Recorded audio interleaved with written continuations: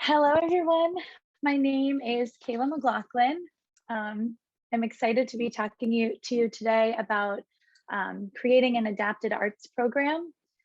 I wish that I was able to be there in person with all of you to make this a bit more personal, but I hope that you get some useful information out of this on how I kind of got the program that I started up and going. So I'm going to start with a bit of an introduction. So as I said, my name is Kayla McLaughlin. Right now I'm in my 6th year of teaching. I'm working, this is my first year actually working in Concord Public Schools as an elementary music teacher. I just changed jobs. I was the former music and art teacher at Crossroads School, which is a special education school in Marlborough. And that's mostly the experience that I'm going to be talking about with you all today, because that's the school that I started a more formal and more structured music and art program at. A little bit more about me.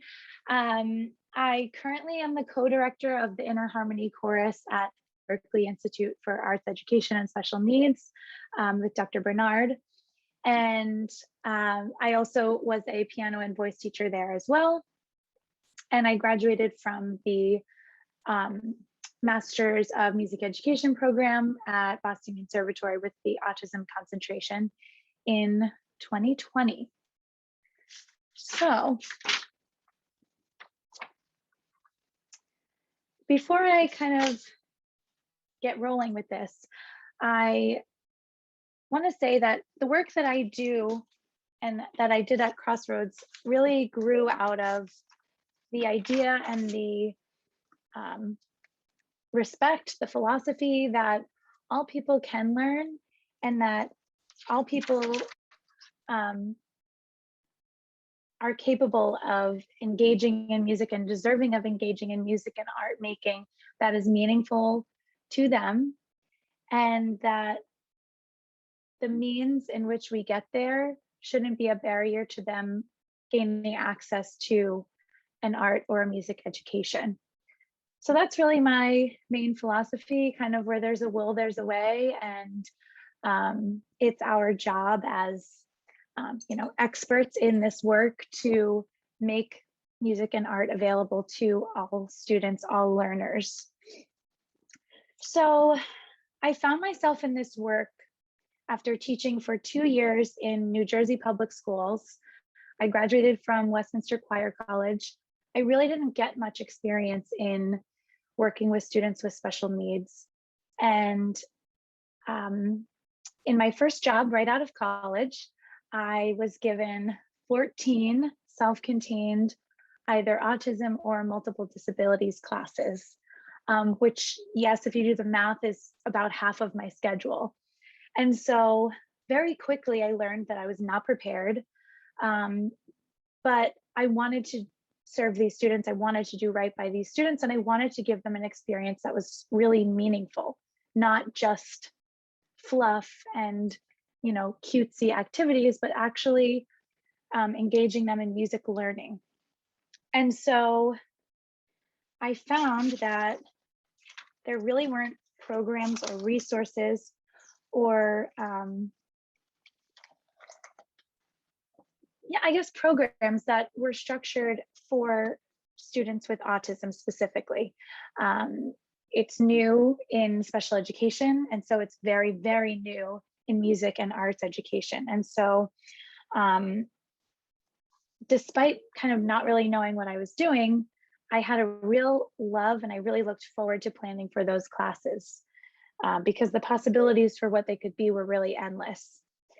And for those 2 years, I worked really hard to serve those students. And then I realized that I wanted a bit more. And so I ended up at the program at Boston Conservatory. I met Dr. Bernard, and I found people who were doing this work. And I found that it was really, really meaningful to engage in this work. And that's what brought me to starting a program at Crossroads. After seeing so many teachers who really music teachers and art teachers who struggled to engage and to reach their students with disabilities. I wanted to not only help myself, but help other people understand that it doesn't have to be scary to work with students with disabilities, and it's not about a failure on our part.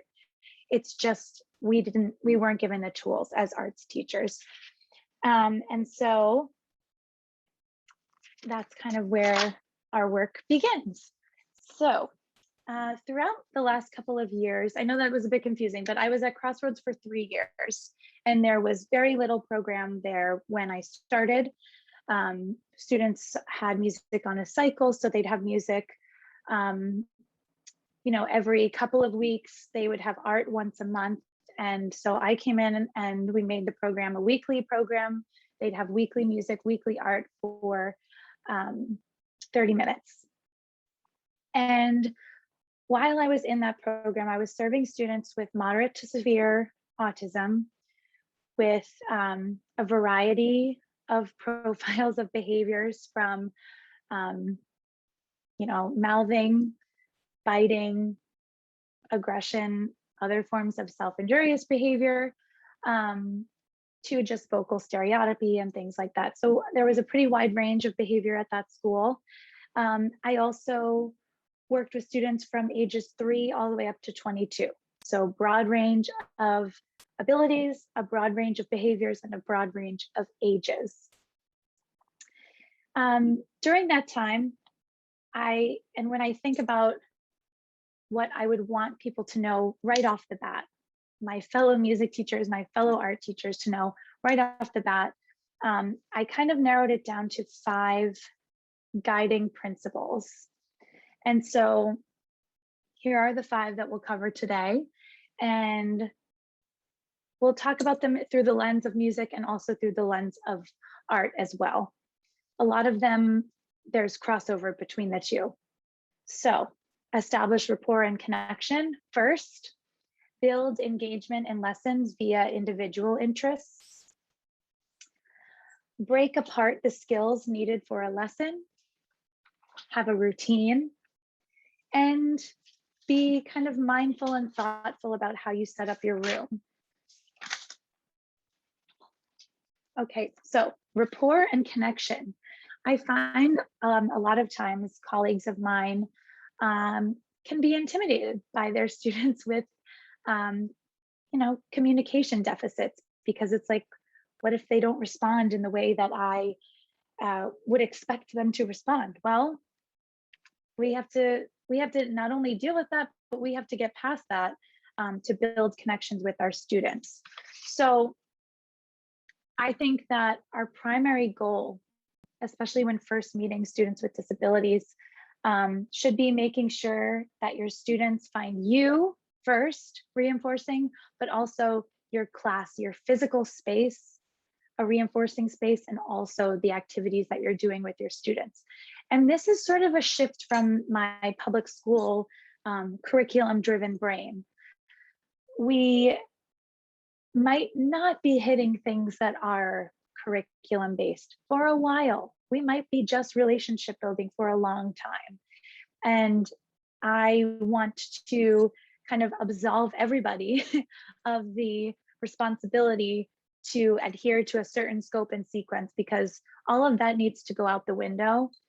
If you don't have a relationship with your students, if you don't have a connection, if they don't find you fun to be around, they're not going to want to do the work that's challenging. And it's going to make your life and your classroom a less than desirable place to be. So working with this population of students requires you to think outside the box for relationship building. They might not find it fun to talk to you the way that public school or typically developing children and young adults would find fun. Even saying hello to a student with autism who has communication difficulties, that's placing a demand on them. That's asking them to do something that they might be uncomfortable doing. It might be hard for them to do. It might be difficult. And so the question that I ask you is, how can you connect with students who have limited communication skills? I think that's a tricky question, and I don't have a solid answer for that. And I actually should say at this point that everything that I say in this presentation is based on my experience, but it's not a one size fits all approach. Nobody has a magic formula for how to reach students with autism. It's about, again, knowing the student that's in front of you and meeting them exactly where they are. And I know that you've heard that probably plenty of times, but that really is the most important thing. So making sure you have ways to connect with your students, regardless of their communication levels. Some ways that you can do that is first talking to their classroom teachers. I'm going to talk a lot about just the importance of collaboration between special area teachers and classroom teachers and assistants. Find out what they like. Find out the ways that they like to interact with people. You want those first few interactions to be super positive ones. Make sure you get information from their teacher, like what their, I call the non-negotiables, their sensory sensitivities, things they do not tolerate, words that you could say that they don't like. I had a student who didn't like when you said, no, thank you. So he just, that was a big trigger for him. So find out those trigger things that could lead to challenging behavior. I'll talk more about finding out their interests in a little bit. Say hello to them, even if it's a smile or a wave. If they don't say hello back, don't make them say hello back. That might be it for today. Maybe they looked your way. Maybe they made eye contact with you. Maybe they said hello. Any of those things, just letting them know that you're there is what it's about. It's not about placing an extra demand on the student, especially at the beginning. Observe them in other settings, maybe like recess, maybe in the classroom, at certain times during the day, when they're arriving at school, when they're leaving school, getting an idea of their abilities, their communication styles, their personalities in a setting that already is known, familiar, comfortable to them. And kind of along with that, make yourself visible outside your room. So like I said, at arrival or at dismissal or in the hallways, in the lunchroom, just pop in, say hello, but don't place too much pressure on the interaction. So now, engage students via their interests. And there is emphasized, italicized, engage students via their interests. Oftentimes we get so wrapped up in planning, an awesome lesson, and that's great. But especially when you're first getting to know a student, you want to meet them where they are. You don't want to push them to meet you where you are. That's not the way we want to work. So is there already an interest or a motivation that you could tie into music or you could tie into art to bring them into the room? That's again something that you could find out from their teacher. Also, oftentimes individuals with autism have intense interests or repetitive behaviors, things that they like to do already. And so if you can tap into some of those things that are already established interests, that could take you pretty far. As I said earlier, you and your class need to be a reinforcing environment. And until you know the student, you won't know what's reinforcing to them. So that's why those conversations with the teacher are super important. Let them do desired activities first. There's sort of a misconception that if a student is having fun, that they're not learning. But especially when you're working with students with disabilities, let them have fun in your classroom. Let them do something that they like to do in your room, even if it's unrelated to music or unrelated to art. Let them bring, I had a student who brought an iPad just up into the music room because we were just simply working on getting her from her classroom to transition up to my room. And that's hard because there's a lot of fun music stuff that I wanted to throw at her. And there was a lot of fun art activities that I wanted to throw at her. But her interest is on her iPad right now. And so that's where we need to let her experience the room, experience a positive interaction, a positive activity in that room that she's already familiar with. You only need one item or topic to connect with the student on. So, you know, if you have a student who's particularly interested in fire trucks, maybe you change some songs to incorporate fire trucks, or you put a picture of a fire truck on your slides for the day, or, you know, it's something like that, something small. I had one student and he was very oppositional. He did very, very little work for most of his teachers. But he had a real intense interest in penguins. He carried around a stuffed penguin with him. He had a penguin voice that he did. He loved penguins. And as soon as I found that out, I was like, okay, here are my plans for my art projects. How do I incorporate a penguin into it? And so here are some examples. This was a winter, we were working on using watercolor paints. And so he was able to pick an animal, and I had a penguin stencil for him. So he worked on filling in the stencil, on painting the ground, on giving it a glittery sky. Boom, he's in, he's making art. Doesn't matter if that was the original thought. It originally was supposed to be a landscape project, but we made it a penguin and animal project. This was, the students were drawing pictures of themselves. They were making like holiday ornaments and snow globes. So they were supposed to draw a picture of themselves. He drew a penguin Santa. Fine, you're making art. You're in my classroom, you're making art. That's already two more things than I was getting you to do when I was asking you to draw a picture of yourself and you were refusing, you know? Then I had a group of students who worked on painting murals with me, and I drew these little penguins and with dry erase marker, and they filled them in with paint. And then when it came time to start making, we were using clay. That was like our new unit, was working with clay. He made two different types of penguin eggs, and notice how this one has a nice pattern of polka dots, which was also what we were working on. So there are ways. Is this how everybody was working on or working with clay? No, you could see coil pots in the background. We were doing other things. We were doing pinch pots. Did I let him make a penguin egg? Yes. Did he use appropriate communication to ask? Yeah. So you see how we're working on all of these different things while also building up his tolerance for being in the art room.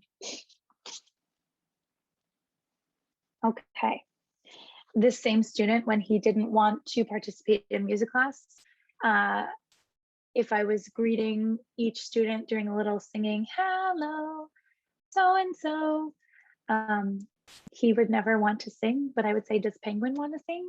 And I would say, hello, Penguin. And he would do the penguin voice and sing back to me.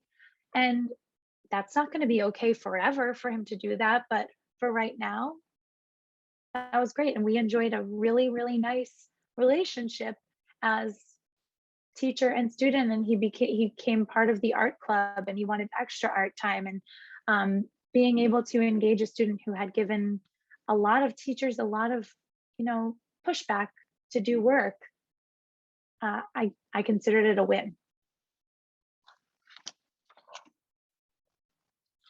Ooh, so building a routine. Okay. Just getting my papers in order. Here we go. I think that having a routine is probably second to most important, besides establishing a connection with your students. We have seen that anxiety and autism frequently come hand in hand. There's a lot of stress on individuals with autism that sometimes they are not able to express why. And so having a predictable routine provides you with, and provides your students with, a comfortable learning environment. So by establishing a routine, you're providing comfort. You're lessening the anxieties of what's coming next. You are setting expectations that are predictable and attainable. So, for example, when students would come into the music room for music class, they could have a seat in whichever chair they wanted, and they could be, engaging in various stereotypy, various behaviors, but they knew that once I started playing my ukulele and I started singing the hello song, that now it was time, okay, now it's time to focus on Miss Kayla. I'm gonna have quiet hands, I'm gonna put my focus on her. And I didn't have to give these types of demands like eyes on me or spend time doing that, because they knew what they were to expect when they came into the room, when the ukulele started. It also gives students ownership of their learning environment. So especially students who are older or students who've got certain anxieties, like they know when you have a clear plan for what your class is going to look like, there's less to worry about. They can just enjoy. And so you're also providing a space where students are set up for success. They know what to expect. They can self-regulate. They know that I'm going to, after the hello song, ask them to stand up and do some dancing, and they can get some moving out. And then once we're done, the music stops for movement, it's time to sit back down. And this, I have found, leads to less challenging behavior because the expectations are so clear, the routine is so set. So I followed kind of a skeleton for both music and art class. We have a hello and a greeting, and keep in mind that these are 30-minute classes. So a hello, a greeting, some type of warm-up activity, a teacher-directed activity, a student-directed activity, and then a structured end of the class. And so in music class, this looked like a hello song, an individual sung greeting. The student would sing back to me, they could speak back to me, they could wave back to me, anything, whatever was the most comfortable. And after they did that, I immediately provided them with the ukulele that they got to play, which was the only time that they got to play the ukulele. So that was super special. And that it was kind of the reinforcement for singing or saying hello to me. Then we did a steady beat warm up, which was all gross motor movements. So I would keep a steady beat like this, tapping my shoulders, and then students would just copy this to the beat of any popular song. It changed every week. After that was kind of like the meat of the lesson, the music activity, the song, where I would do a song, play an instrument, some more movement. Then we'd have a little bit of listening and relaxation time. That was more student directed because there really weren't expectations other than listening to the music. And then we would sing the goodbye song, and then I would say, okay, music is all done. It's time for us to stand up and go back to class. For art class, they would enter the room and pick their seats. I would greet all of the students while I was passing out some materials. This is key. I would just pass out the materials that we were using for the warm up. I wouldn't pass out all the materials, and I also wouldn't ever leave the materials on the tables because that leads to more distraction, more things to grab, more things that can be tossed. The less things that students have on the table without a purpose, the better. Once the project started, then of course I passed it out.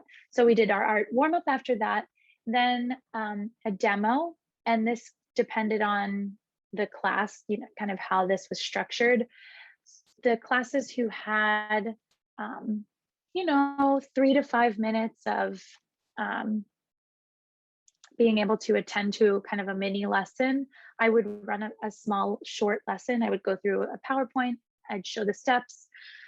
Students who didn't have that attention, I would quickly explain to the classroom assistants, because the students that I served were either 1-to-1 or 2-to-1 with support to a support teacher. And so I would explain what we were going to do, and then the assistants would help the students do the projects, and I would walk around and kind of give feedback as needed. And that was the teacher design art project. Then when the students were done, they would be prompted to raise their hand. I would come over, I would say, do you want more, or are you all done? And that was the only thing that I ever said to them when we were doing our art projects. Do you want more, like more of this project, or are you all done? And if they said more, I would say, okay, keep coloring, pick some more markers, pick another color, whatever it was. And if they said all done, I would say, okay, take your artwork, go put it on the drying table, and then you can pick something from the free choice table. And then once we finished our free choice and we were out of time, clean up, say goodbye. And I found those routines to be super successful for my students. I'm going to give some quick examples about warm-up activities. So warm-ups were something that I discovered were a nice way to start class. So I did it in music always right from the beginning. We would do that gross motor movement activity. And then I was kind of trying to think, how could I incorporate something like this in art? And so warm-ups give students the opportunity to practice the skills that they will use that day. So whatever the skill that is needed for the day, for that project, they get a little bit of extra time to kind of be like, okay, this is art. This is what I'm going to be doing. These are the things that I need to do with my hands. It also provides more reinforcement for those skills. So we know that when working with students with autism, they require a good amount of reinforcement. And the more opportunities that you can give to a student with a disability to access some form of reinforcement, the better. They get that repetitive practice. They also, it also establishes joint attention on the teacher, which can sometimes be tricky to establish, especially in the setting that I was in, where there were so many adults in the room. So the way that I would set up my room, and we'll kind of talk about this in a second, but it places the students in the room and it provides them, okay, we're in the art room. This is what I do in art room. This is my teacher. This is who I'm getting the information from for what I need to do. Which can sometimes, we like take for granted our ability to transition as quickly as we do, but I think that it really helps these individuals to be able to take a second to provide themselves a bit of context, to give them a bit of context, and to get themselves situated back in your room, the art room, the music room. It gives me or you as the teacher more time to assess each student's skill set so that you can tailor projects and adapt projects a little bit better. And I really liked that it gave me time to model my expectations for the assistants. I always wanted more of a hands-off approach, especially in an art class where students are creating. I really wanted their artwork to reflect their own abilities and their own preferences. And so that took a little bit of modeling for the assistants, because I had to say, look, I love that you're being so hands-on. I love you're being so attentive, but I need you to take a step back. They can do it themselves. Okay, so I'm going to show you a quick clip of one of my students. Let me just make sure I share this.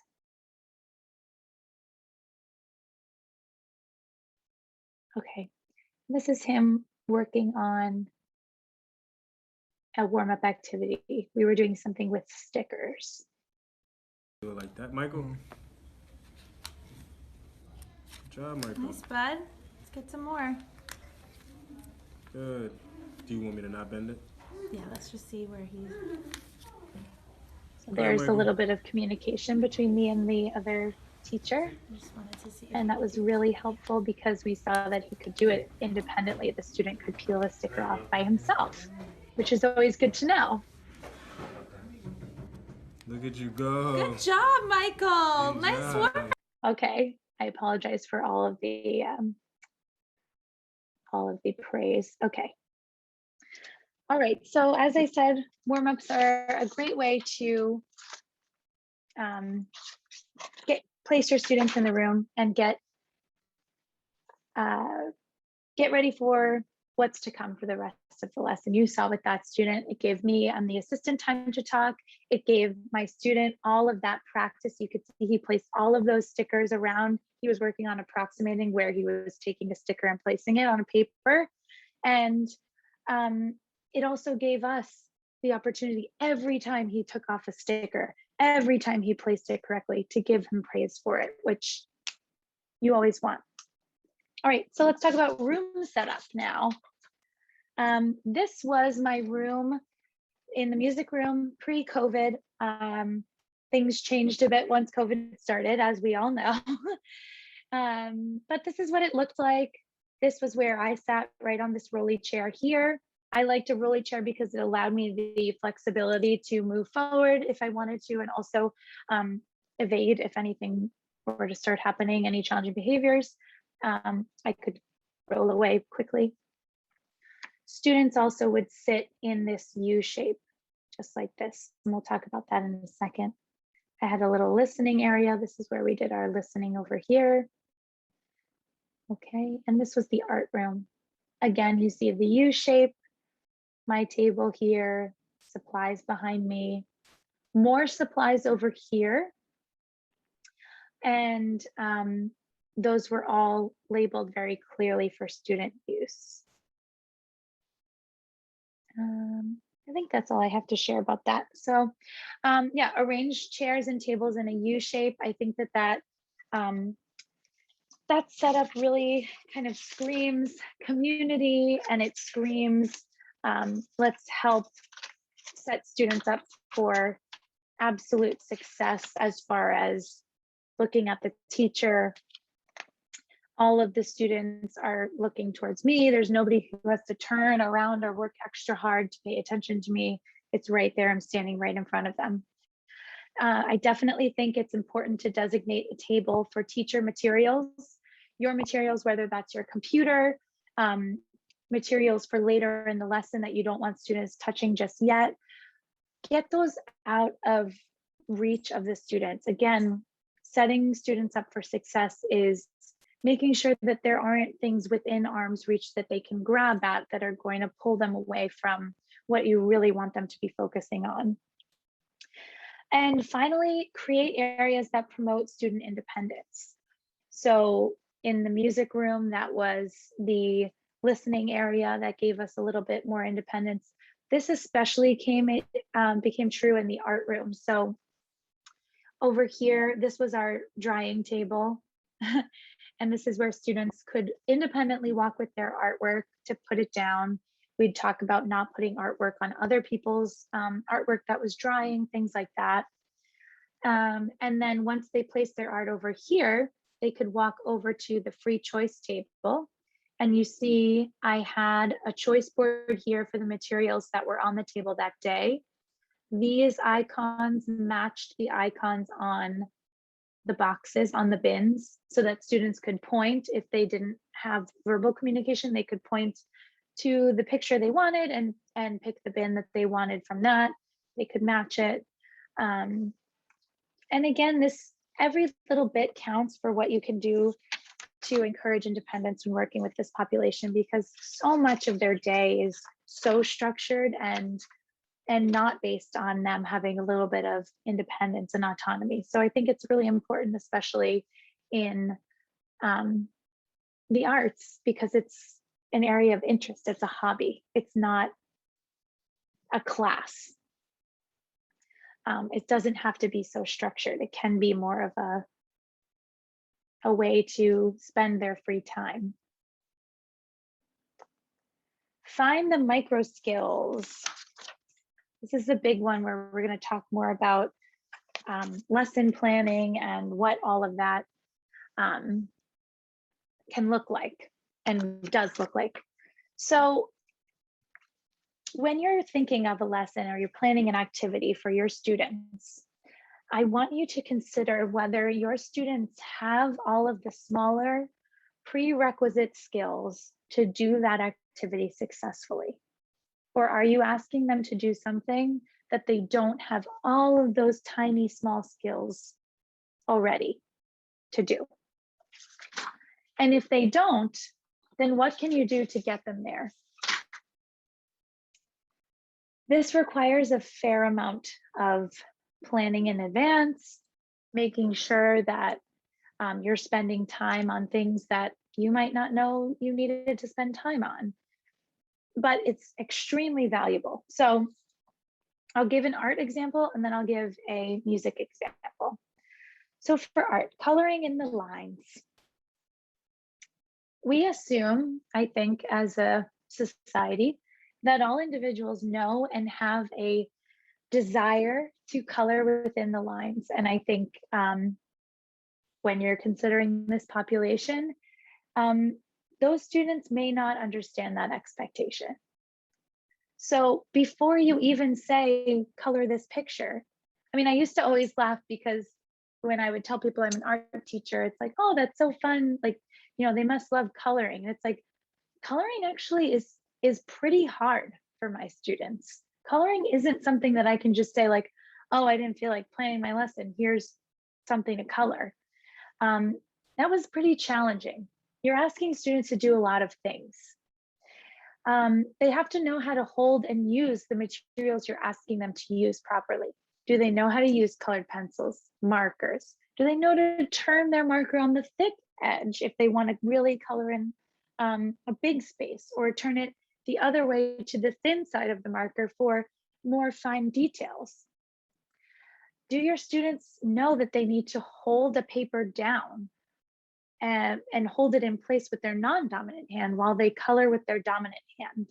Do they know that they have to look at their paper? The number of times that we just practice looking at our paper when we're making art, it's a lot. And finally, when you're really getting into coloring within the lines, your students need to be able to approximate and to plan where to color and where to stop.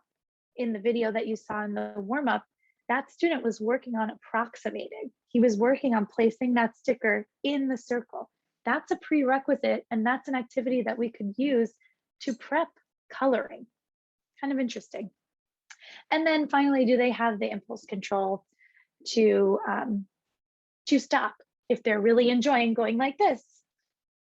Do they know and do they have the motivation, the desire to stop and to stay within the lines? Now let's give a music example. So if you were doing call and response on a drum and all your students had drums, do your students all have joint attention? Are they all looking at the teacher? Do they all have active listening skills? Do they know that they're supposed to be listening to you? Are they able to process a rhythmic pattern? Can they tap on a drum? Can they use two hands on a drum, or do they use one hand? Can they wait for their turn to play? Do they know that when they're doing call and response that they're not playing while their teacher is playing? Oftentimes I would find that when I played the drum and I didn't want them to play, that became really confusing. So oftentimes we would just play always together. We would just a little bit work on taking turns. Again, impulse control, stopping when their turn is done. It's really, really fun to bang on a drum, right? And so do they have the motivation? Do they have the desire? Do they have the impulse control to stop? Because what they're being asked to do is listen to a pattern, memorize it, and be able to not only recite it back, but play it back correctly. Call and response is not an easy skill. And again, this was another thing that when I switched from public school to a private special ed school, the activities that were kind of like my fillers when I had a couple of minutes at the end of class, became the things that was like, okay, this is where we're trying to go. How do we get students to this level first? And it was a lot to consider.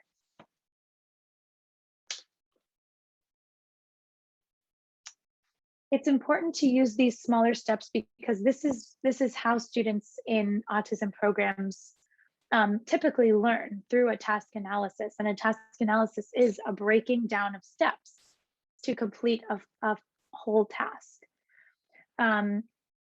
Students with cognitive disabilities have trouble learning through whole task instructions. So it's important that we are working on these teeny tiny steps that lead up to a bigger goal. The smaller steps also allow for more practice and more repetition, which we know leads to better results in the long run. Okay, so if your students aren't ready for call and response, I just wanted to give an example because you have those moments where it's like, I don't know what to do with them. There's a lot that you can do with them, so don't worry. You can practice playing together. You can practice playing and stopping together. You can ask your assistants or your paras to physically prompt students when it's time to stop. When it's time to stop, remove their hands. When it's time to stop, place your hand on the drum so they can't play. When it's time to stop, move the drum away from the student. You can practice taking turns between teacher and student group by just playing a steady beat. I'll play 4 beats. Okay, now it's your turn to play 4 beats. My turn, your turn. Just building that understanding, again, it's tricky, it takes time. Practice taking turns between the teacher and student group with any pattern. So I play ta, ta, ti, ti, ta, students play whatever they want, ti, ti, ti, ti, ti, ti, ti, ti, whatever they want to do, not an echo. You can use rhythmic visuals rather than asking students to hear and recall a pattern. You could totally throw call and response out the window and say, look, this is not where my students are at. This is not what they need. And so I'm going to give them visuals and we're going to work on it this way. And that's also totally fine. Your students will make progress, but they may require more intermediary steps to get them there. And it might be where a typically developing child would need 3 steps to get to playing call and response. You might need 15 steps, 15 different activities to prep it, and neither one is wrong. Changing gears a little bit, adapt your lessons for different skill levels. Something that I found really, really helpful when I was planning my lessons, especially for art class, was coming up with different ways for students to access the project. So I would be able to give, this was a lesson on Mondrian, and I connected it to learning primary colors. And so these 4 students all were at very, very different places.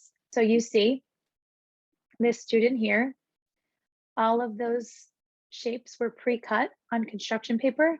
He just worked on picking up different colored shapes, putting glue and placing them on his paper. And then the following week, he took the edge of a piece of cardboard, dipped it in black paint, and was just working on putting it in the paint, putting it on the paper. Paint, paper, paint, paper. And guess what? Those are intermediate in the middle steps for learning how to paint and accessing those skills.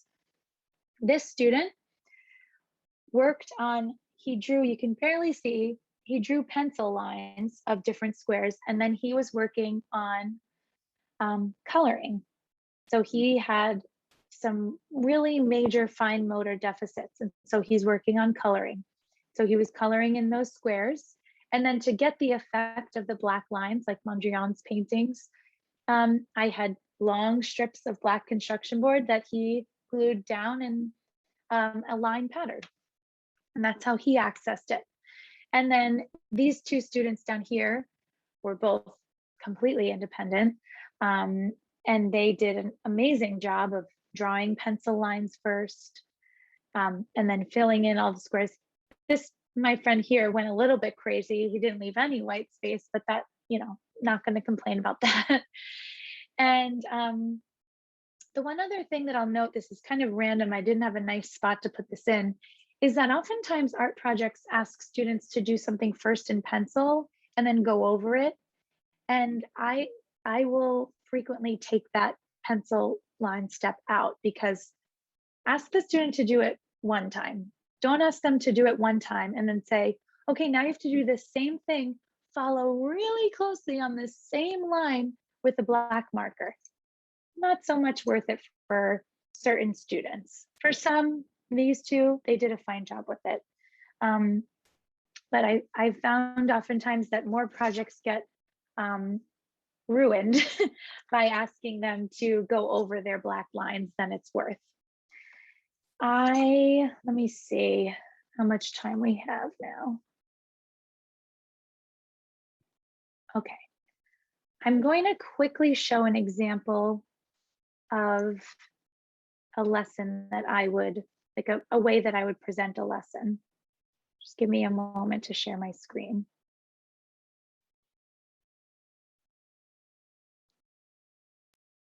So for this project, we were learning about Romero Brito. And this is another example I would often take for art projects, a famous artist, and we would do an art project that was inspired by that artist's work. So Romero Brito, artist from Brazil. This is him. Famous for his pop art. Notice there's not a lot to distract students on these slides. So his pop art, big shapes, bright colors, different patterns. Here's some of Brito's work, and we would talk about different colors that we see. And this was the project we would be working on, a heart. Different types of patterns, dots, stripes, waves, hearts, swirls, checkered. This, I would say some art teachers would say it limits students, but for the students that I was working with, this opens their possibilities, because otherwise they wouldn't try these different patterns because they don't know these different patterns yet. So now we would go through. I gave students kind of like a handout that had each of the patterns and their names. So we would go through what pattern is this, what pattern is this, pattern is this, all through all of these, and they would take some time to practice. This was our warm up. And then they had a choice.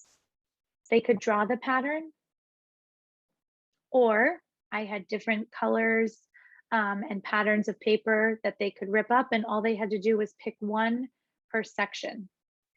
For some classes, I would give the choice, and for other classes, I would just say, okay, we're doing a collage today. Here's what we need to do. Here were the steps. I'd always list these steps out, not necessarily for the students to follow, but for the assistants that were in my classroom to follow too, so that they could help prompt students through the projects. And then they would choose their background, up and down or horizontal. And that was the end of this slide. Okay, and I'll reshare my last one. And so now a little bit more on lesson planning and visuals, and how to make your projects make sense, how to make your activities make sense to your students who may have a limited understanding. So some tips: be mindful of the language that you use when giving directions. Pick one way and stick to it. So for example, I like to use the example of playing the drums. So you can play the drums, you can tap the drums, you can hit the drums, you can drum. Those are the four that I can think of off the top of my head. There's probably more. Those all mean different things to different individuals. So in my classroom, we played the drum, play the drum, play the drum, play the drum. And students began to understand, okay, playing the drum means I do this. It's super important to make sure that you're not giving them multiple different ways of saying it. This means I do this. Very clear. And that leads into the next bullet. Use concise directions and cut out filler words. Focus on the action, focus on what you want them to do. Play, play, or just drum, drum. This was a big one for me, especially when I was starting out working with this population. Consider how much you rely on your students' ability to understand your words during your class. Take a second. I had somebody tell me that what if your student only understood every 5 words that came out of your mouth? Would they know what to do? If that was the only thing that you did was talk to them and they only understood every 5th word? That gets really, really confusing really, really fast. And that leads to a whole variety of behaviors that could come up because students are confused. They don't know what's expected of them. They're not receiving reinforcement anymore, but they don't know why because they don't understand. And all of this is to say, not to scare you, but just to say, have other ways to communicate your directions. So create visuals that complement your verbal directions. These can be pictures or these can be models, gestures that you use to complement your directions. Finally, choose the appropriate method for asking a question of your students when you're checking for understanding or asking for their preference. And I'll talk about that a little bit more. Whenever we're talking about special education, we want to make sure that we're using a least to most restrictive environment. And let me just see. I may say this again later, but I'll say it now. 100% strive for the least restrictive environment, but don't be afraid to say, my student isn't there yet. My student doesn't need me to push that on them right now. What my student needs is this, and these are the steps that I'm going to take to get them to a less restrictive method, a less restrictive environment. But right now, he needs a more restrictive environment. Okay, I'll just say it. That was it. When you're questioning students, when you're asking questions, this is super important. This is how you get information from them. This is how you check for their understanding. So the least restrictive option is an open-ended question. There's no correct answer. The question is completely abstract. Any answer is fine. One step above that, a question with one correct answer, no choices provided. What instrument is this? Holds up the instrument. It's a flute. It's not anything else. What instrument is this? A piano, a guitar, or a flute? What instrument is this? A piano or a flute?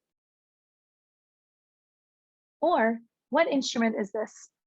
A flute. And you just say it. And then the student just has to repeat it back. That would be the most restrictive. That's called errorless teaching.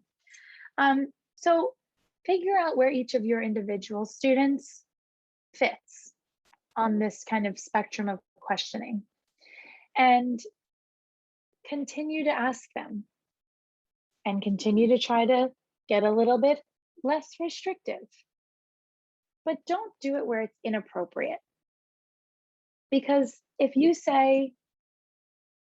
give them an open-ended question,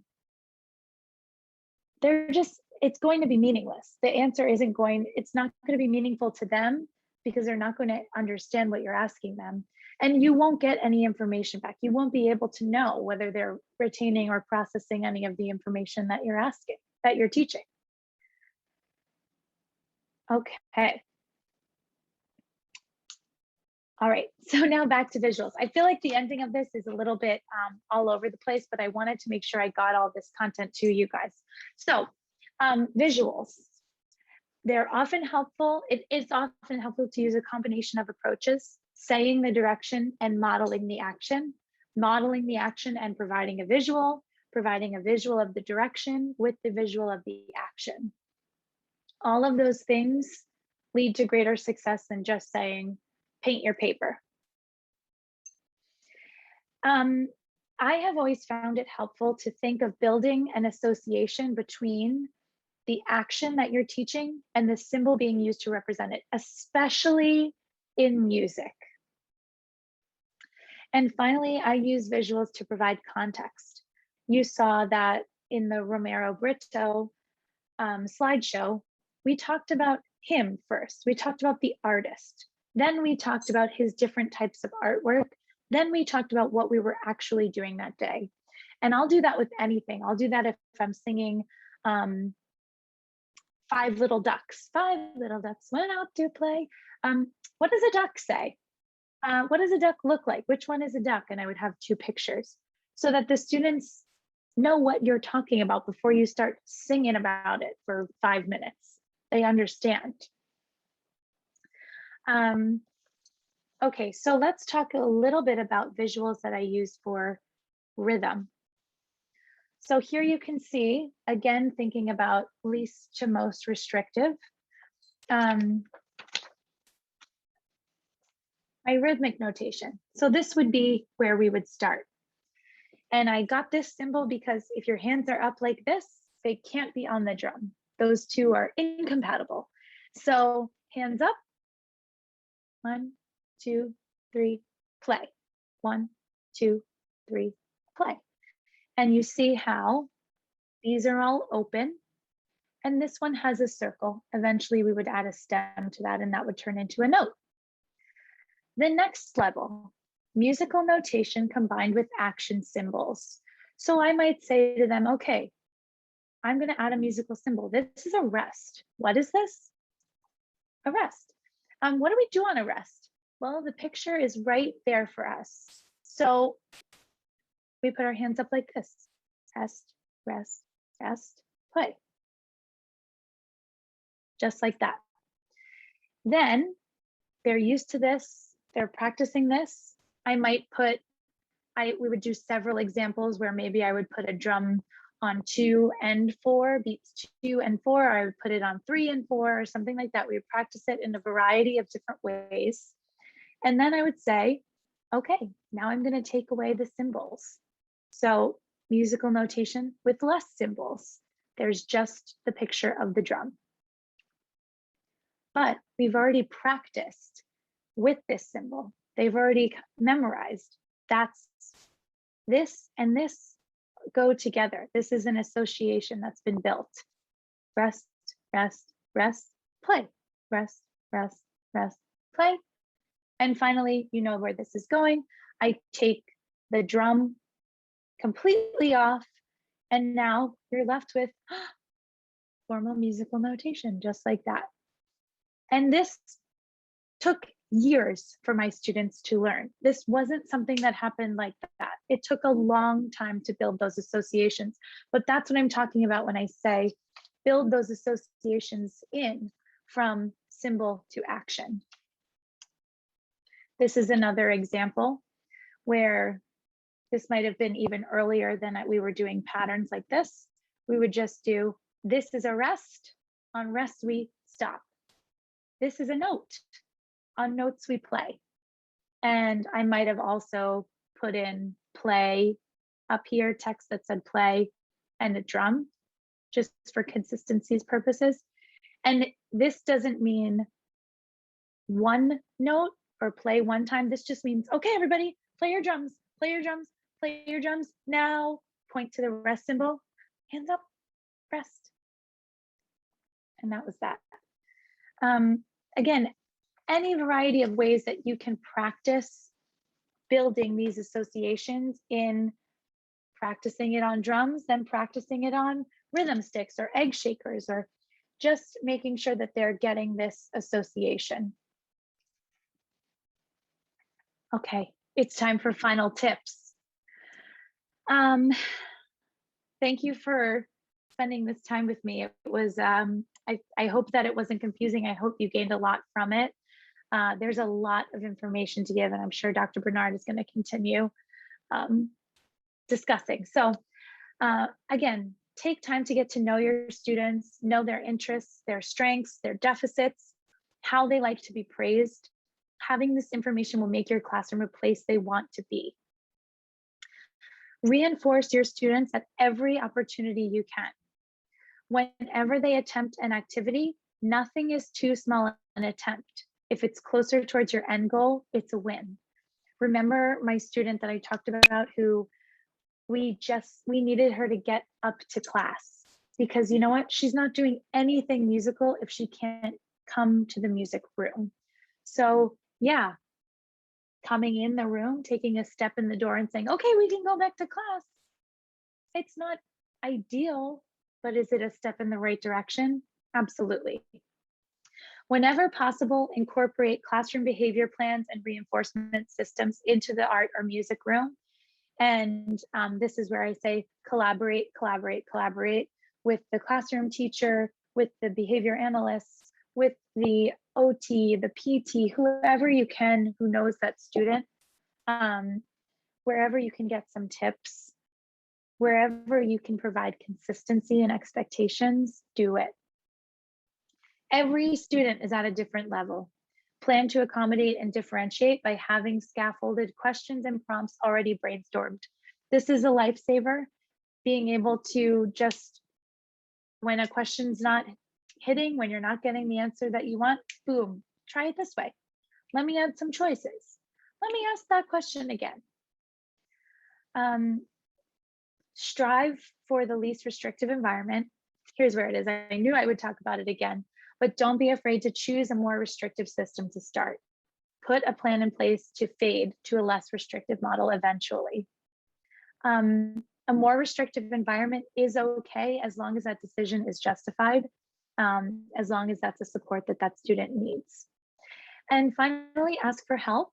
Special education is full of different abbreviations and jargon, and I have always tried to express an interest and to make an effort to meet with special education teachers, and they are always happy to answer my questions, and they're just, quite frankly, happy that somebody takes an interest enough in their students to ask.